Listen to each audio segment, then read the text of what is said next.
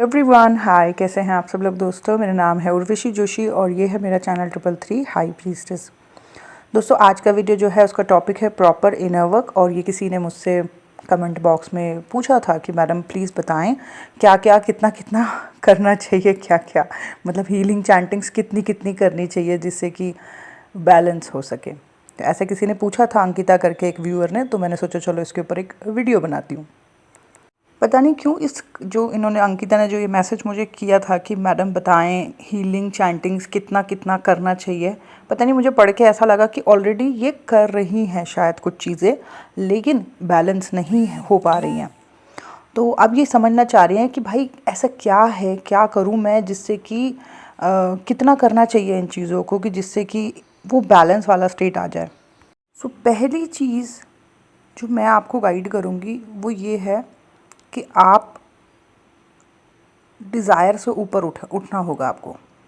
Desire का एक level होता है 125 का एनर्जी ग्राफ में। अगर आप एनर्जी के चार्ट को देखें, वाइब्रेशन के चार्ट को देखें, तो वहाँ पे डिज़ायर एक लो वाइब्रेशनल एनर्जी है जो कि सिर्फ 125 का लेवल है। तो पहले इस एनर्जी ग्राफ से आपको ऊपर उठना होगा, अपनी डिज़ायर को जो है लेट गो करना होगा और उससे ऊपर उठना होगा, तब आपका जो है इनर वर्क सक्सेसफुल होगा।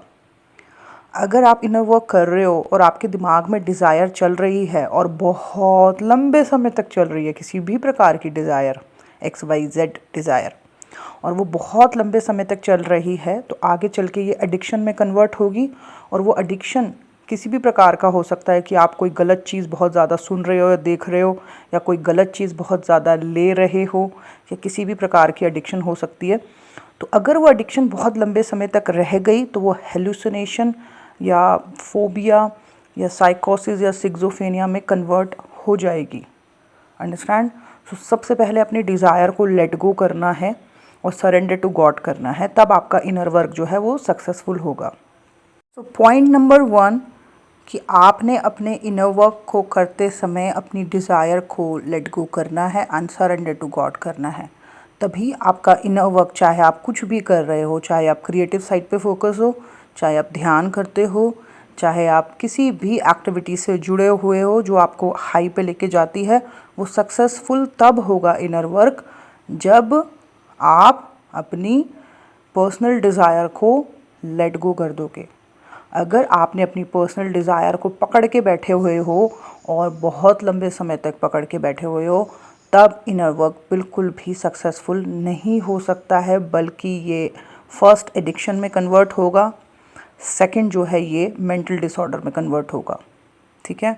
सो प्लीज़ अपने इनर वर्क में सबसे पहले अपनी डिज़ायर को लेट गो कर दो, ये पहली चीज़ है। अब सेकंड पॉइंट जो है वो मैं आपको समझाऊंगी एक एग्जांपल से। ठीक है। तो कई लोग जो इनर वर्क कर रहे हैं वो कैसे इनर वर्क कर रहे हैं पता है। जैसे एक फ्रिज होता है, वो फ्रिज जैसे मानो वो खुद ही एक फ्रिज है, ठीक है, वो खुद ही मानो एक फ्रिज है। तो वो क्या कर रहे हैं, जैसे फ्रिज को बाहर बाहर से साफ़ कर रहे हैं, वो जो भी एक्टिविटीज़ कर रहे हैं वो बाहर बाहर से काम हो रहा है। ठीक है। बट जैसे कि अगर अगर वो बाहर बाहर से चमका रहे हों, लेकिन जैसे एक्टिविटीज़ करके बाहर बाहर से चमका रहे हो, लेकिन फ्रिज जैसे अंदर से गंदा पड़ा हुआ है, अंदर से सड़ा पड़ा है, गंदगी हो रखी है ऊपर से नीचे तक, अंदर की सफाई नहीं हो रखी है, अंदर जो है कीड़े लगे हुए हैं अंदर जो है गंदगी जमी हुई है, तो वो बाहर बाहर की सफाई से कुछ नहीं होने वाला, अंदर सफाई करनी होगी। मेरे को याद है मैं एक बार अपने किसी के घर गई थी, उनका बाहर से फ्रिज चमक रहा, जैसे ही उन्होंने खोला अंदर से इतना ज़्यादा गंदा लगा हुआ उसमें, एंड आई वाज लाइक बाहर से इतना चमका रखा है और इतनी अंदर इतनी गंदगी। सो ऐसे ही होता है बहुत सारे लोगों के साथ कि वो बाहर बाहर से काम कर रहे होते हैं कुछ कुछ, लेकिन इनर शुद्धिकरण नहीं कर रहे होते हैं, अंदर से सफाई नहीं कर रहे हैं। अपने इश्यूज़ को जब तक आप समझोगे नहीं, अपने इश्यूज़ को कैसे समझना होता है, मतलब कि जैसे मानो कोई सिचुएशन आपके ऊपर हावी हो रही है और उस सिचुएशन में आपका बहुत ज़्यादा एंगर का इशू निकल के बाहर आता है, तो आपने समझना है कि मेरे अंदर इतना एंगर भरा कैसे हुआ है और उस इशू को हील करना है। ऐसे ही कई लोगों के अंदर कोड डिपेंडेंसी का एक कोई सिचुएशन ऐसी क्रिएट होती है जिसमें कि अचानक से कोड डिपेंडेंसी का बड़ा इशू निकल के आता है, तो कोडिपेंडेंसी की इशू में ये नहीं है कि रोते तड़पते बिलखते रहना है, बल्कि ये समझना है कि ये इशू कहाँ से आ रहा है और इसके ऊपर क्या काम करना है। समझ रहे हो? सो जैसे फ्रिज को उस लेडी ने बाहर से चमका रखा था लेकिन अंदर से गंदा हो रखा था, ऐसे ही कई लोग जो हैं बाहर से कई चीज़ें कर रहे हैं लेकिन अंदर से कुछ भी काम नहीं कर रहे हैं। तो इनर वर्क तब सक्सेसफुल होगा जब आप अंदर से काम करना शुरू करेंगे। बहुत इनर वर्क को अगर प्रॉपर इनर वर्क में कन्वर्ट करना है और हील और बैलेंस तक पहुँचना है, लो से हाई पे पहुँचना है, खुद को ऐसे स्टेट में पाना है जहाँ पे कि आप अपने आप को होल फील कर सको, कंप्लीट फील कर सको, तो उसके लिए सबसे पहले आपको डिज़ायर को जो है अपनी लेट गो करना होगा, अपनी उस हाईएस्ट इच्छा को लेट गो करना होगा, एंड सरेंडर टू गॉड करना होगा। दूसरा ये है, सिर्फ बाहर से नहीं अंदर से भी शुद्धिकरण करना होगा, अपने एक एक इश्यूज़ को समझना होगा, ऑब्जर्व करना होगा, अवेयरनेस में रहना होगा, एंड वन बाय वन उनको हील करना होगा समय समय पर। यूनिवर्स बार बार आपको उन चीज़ों को दिखाते रहेंगे, आपकी वो चीज़ें बाहर लाते रहेंगे जो आपके अंदर ख़राब है, जैसे आपके अंदर का गुस्सा, कोडिपेंडेंसी, लस्ट, वो समय समय पर यूनिवर्स जो है बाहर ला के आपको दिखाएंगे।